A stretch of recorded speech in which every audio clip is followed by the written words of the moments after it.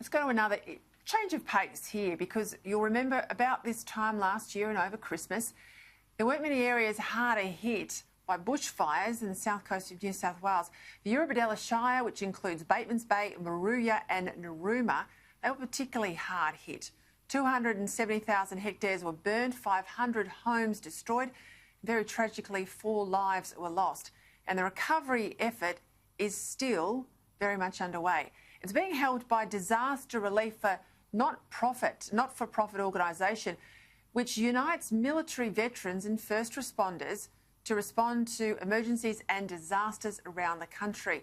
And today in Moruya, a former Prime Minister was there lending a hand. Joining me now from Moruya is veteran and Canberra Disaster Relief Team Manager Mick Young and former PM Tony Abbott.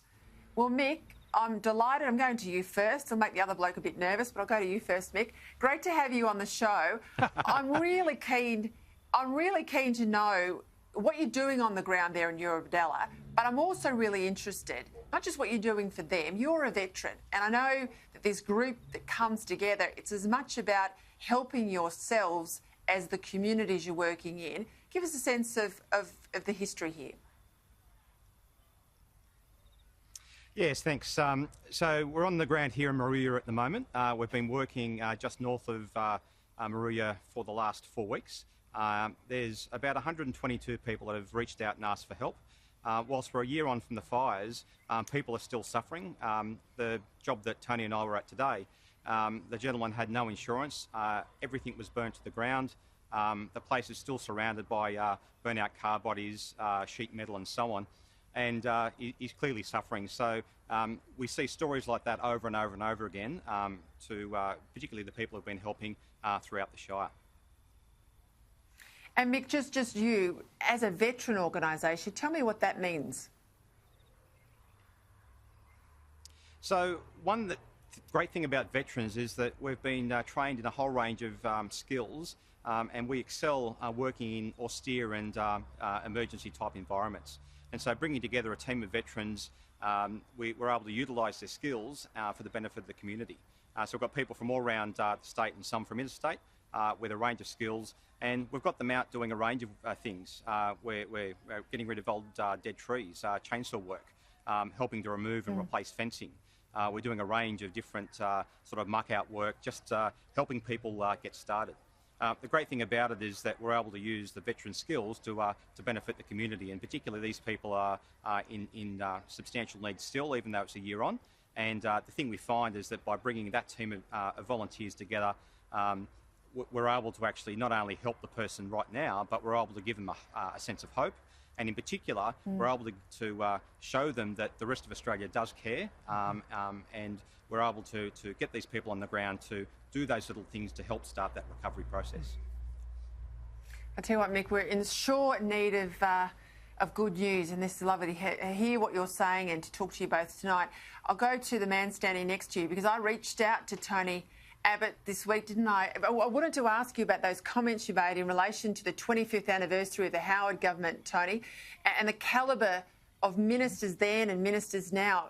Of course, you know, who would have thought we'd be where we are now a couple of days later? It's very topical. I'll get to that in a moment, but how did you line up down there amongst those veterans?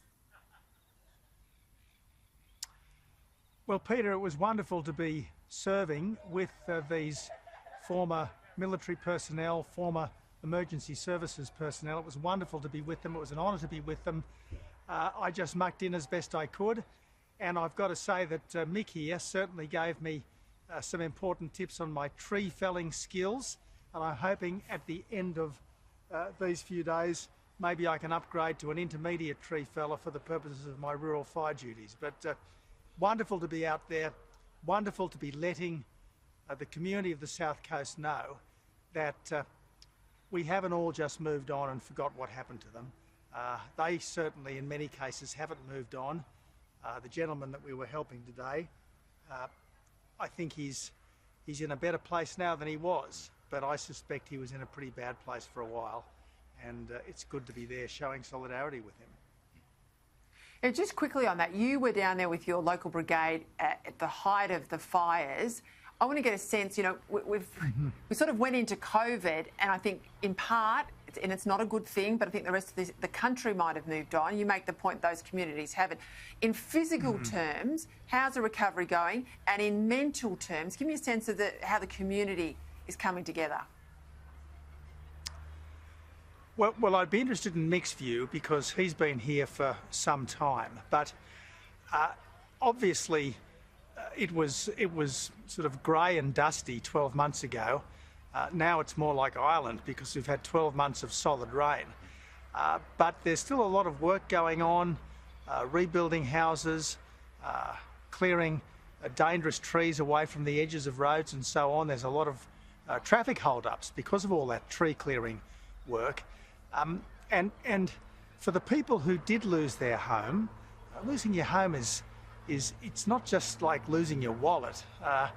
It's got your life in it. And it's a very scarring business, particularly if you're not insured, particularly if you've got to rebuild in accordance with different rules to the rules that applied when you built your place 20 or 30 years ago.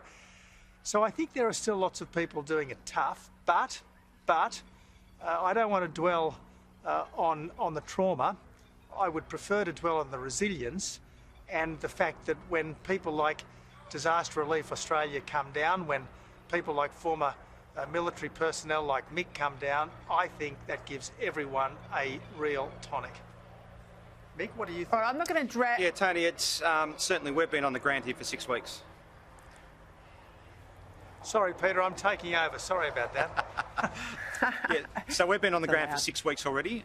We've got a few more weeks to go, and certainly what we find is we're seeing the same types of stories over and over again.